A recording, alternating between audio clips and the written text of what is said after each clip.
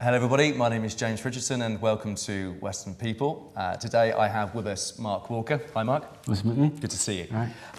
Mark obviously has the company Walker's Garden Retreats, which is a very professional company and does landscape gardening plus other things as well, which is why we're here today to find out a little bit more about it. So first of all, as a professional gardener designer, what does that entail? Well, it obviously involves going around people's houses and seeing what likes and dislikes they like on and design, different planting schemes. There's a certain thing that you have to get a sort of brief of what the client wants, and they either want a very contemporary garden or some a kitchen garden or something very low maintenance, which is never a real thing because there's such low maintenance gardens. But yeah, it's important that I create something that they really want. Sure. That depicts their budget and their lifestyle.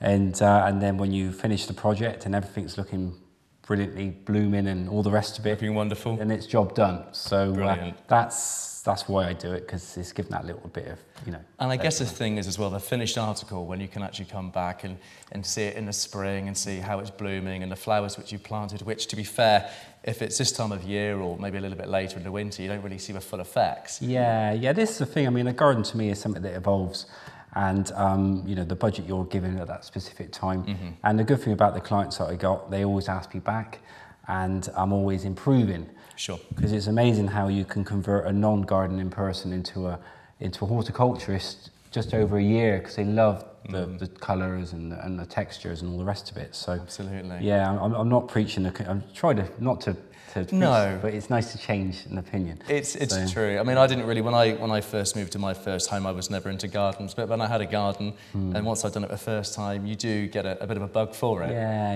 You want a face split, face filled, and you want that colour, and you want it to see it improve. And Is there a lot of planning involved?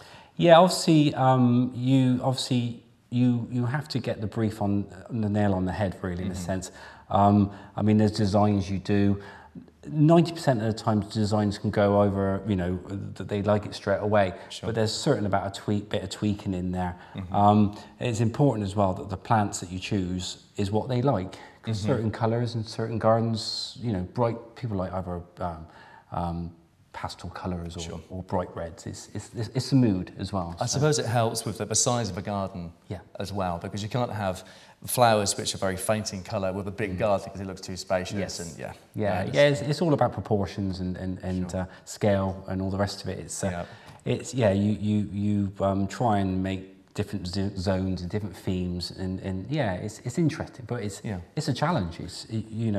Most designers can never really get it right first time. It's always an involvement. So you learn something different every single time you do a new one. Exactly. Yeah. That's good. Favourite flower?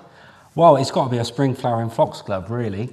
It's wonderful. Perfect plant. It is. It really is. And it's quite hard wearing as well. Yeah, they are very hardy, deer proof. Everything they throw them. You know, you can grow from seed really easily.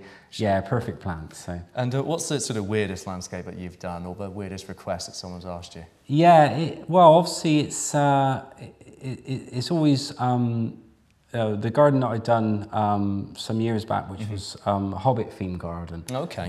Which was a children's hospice. I designed it myself, but it was always good because I had a little bit of history of how I wanted to perceive it, and I took into the account of Bilbo Baggins and the Hobbit garden. Wow, yeah. And it was brilliant because I was like a kid reborn. Sure. And be able to relive that book and to create a garden. Almost like it was a fairy tale setting. Sure. And you're trying to create a Hollywood set then in a real garden, which is really good. So which is great. And I suppose if you're having fun as you go along, it just makes it even more worthwhile. Yeah. Now you mentioned hospice. Yeah. And one of the important features why we're here today is because you do a lot of charitable work. Yeah, this is the thing. Back in 2000 as well, for the last 7-8 years, I've been working as a gardener for the Weston Hospice. Yeah. And back in 2005, I've always gone to the Chelsea Flower Show, which is, to me, the World Cup of Horticulture. Absolutely. And as the gardener for the Weston Hospice, I wanted to give something back to them. Sure. and it's important. And the only thing I think I could do for them was create a garden. And towards the end of 2006, that was when Walker's Garden Retreats was formed. A Western group, volunteer base, and we do RHS show gardens for charities. Our first show for the Western Hospice was at the Cardiff Spring Show.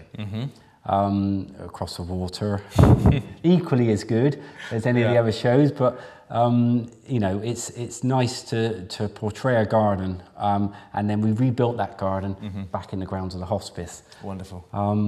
It's my way of giving things back, and up to that point, I caught the bug then for doing show gardens. Yeah, and helping with charities as well. Yeah, this is the thing. It's always got to be done for a reason. The portfolio that I've got, it explains the brief, why I do it. You know, and it's been an involvement. All the gardens I've done over the past, since 2006, there's always been a link. Sure. In particular with friends who's for Children's Hospice. I've done it for the Secret World, which is a wildlife and rescue. Which is very local to us as well. Exactly. Yep. And been to places like Hampton Court, Malvern. Yep. We've done a garden for the Woodland Trust because I started a campaign locally many years ago trying to get people to plant more trees. Well done. We need more trees. Yeah, that's it, more trees, and that's it to absorb all the pollution that was shutting out. Yeah. More cars and sells more trees. And it somewhat fell on flat on its face, and I thought that it was unfinished business. Yeah, it's something which, yes, it wasn't drawn to a conclusion. You still felt that you had to keep it going. I can understand that. Yeah, so doing a garden for the Woodland Trust was really important because you're really doing something for the big boys, and they plant thousands and thousands of trees. Absolutely. And that was almost like job done then. Yeah, yeah. So makes you helps you sleep better a little bit at night. Yeah. Just do a little bit of help. Yeah, because I'm a tree hugger. I like trees. Yeah, well done. Absolutely, absolutely. We'll have to go to Glastonbury one day. Yeah, it'd be good. Yeah. So now you mentioned one word there, Malvern, and that's Malvern's Spring Display. It's a free county showground, and it's Malvern Spring Gardening Show. Like I said, my gardens have been done for a reason, and we are dedicating our Walks of Garden Streets to doing a garden for Macmillan. Yes. Next year. Which is a very important charity. Definitely. They've helped us, me and my partner, both personally, in particular because my partner has just been recovering from breast cancer. Right. And there's always got to be a reason. Of course. If someone had asked me 2 years ago, I'd have been doing it for Macmillan. I said, well, there'd have been no reason. Yeah. You always find when something pulls at the heartstrings, emotionally especially. Before you have children, for an example, you don't really look into helping others as much as you normally would do. In fact, we're quite a selfish race, really. Yeah. But you know, you're right. If something pulls at the heartstrings emotionally, then it helps you just more sort of determined to help with something. Yeah, that's the thing. I mean, all charities have got their own reasons, and we know when we done the free show gardens in Grove Park this weekend. Yeah. You know, that was just a little spin-off from what I do. Each charity has got a different plight. Yeah. You know, they're all looking for fundraisers and people to help. But this garden, which was a Macmillan garden, which is called Rooms, during Jane's treatment in and out hospital, the pain and the endurance you have to go through, of course. I wanted to create a garden that was, which is really a very dark situation, and create something really positive from it. You know? And that's what I done as a designer. It was a portrayal. The Rooms garden. Well done. You know, and I wanted to, you know, give credit to them as well. No, well done to you. Yeah. I mean, you're right in saying you mentioned something there, and you said you wanted to portray, you know, a dark sort of environment, but something with a positive outcome as well, because you can't start something with a light situation, because it's not. No. You know, it's a serious situation. There's a lot of emotions that run through it as well. Yeah. So getting the right balance between the two, between dark and positive, is very difficult. You know, I've got the utmost respect for you for designing. Yeah, this is the thing. I mean, obviously, you know, working for the hospice, you see a lot of things from a distance. Yeah. And I never pry on people's, but when it hits you personally, you never know. You cannot explain to people, you know.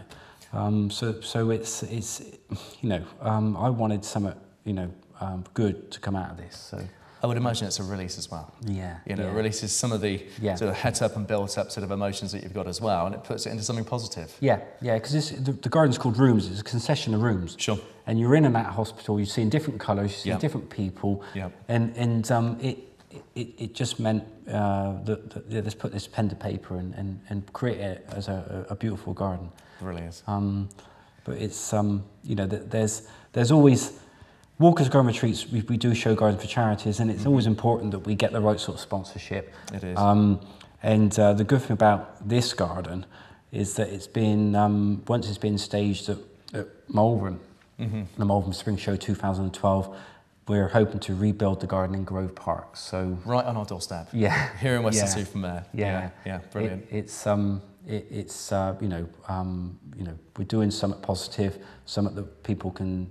It's going to be a people's garden, something that they could be connected to. Yeah. Pledge a plant, and they could be part of something special. Well, importantly, you know, we need Weston's help. Yeah. If you're going to enjoy this garden in Grove Park, which is right on your doorstep, we need sponsorship and donations. You know, we're not asking for much. You know, you're going to have a wonderful garden by the sounds of it that you can enjoy. And let's face it, quite a few things are being taken away from us here in Weston People recently. Yeah. So what sort of donations and sponsorships do you need? Well, any donations, really. I mean, this is the thing. I'll tell you what it is. It's pledging a plant, which is £5. Okay. But we're not looking at, I mean, through... you know, amalgamation of peoples. I mean, the pyramids wasn't built by one person. No. It was thousands of people. So and Weston wasn't built in a day either. That's it. So So you get a lot of people involved in one. I mean, we're not looking.